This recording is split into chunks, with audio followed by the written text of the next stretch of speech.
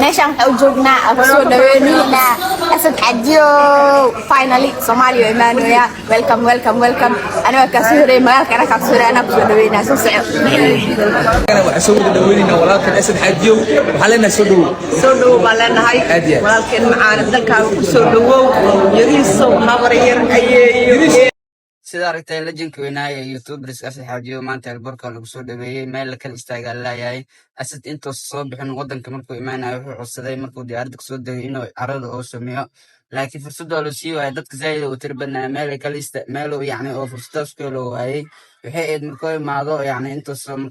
hore markuu sameeyo dadka inay saf galaan oo calaaquf talaanta uu la maray laakiin way dhici weysay zaid nin walba hoosta soo gala kaamil oo la cararayo buuq marka ma awood inuu saas sameeyo codsigiisa u tixgeli weysay camar adaatiin waayo codsigiisa wuxuu ahaa inuu carada shumiyo kadib sidaasay laakiin way dhici weysay zaid ugu tiro badnaateen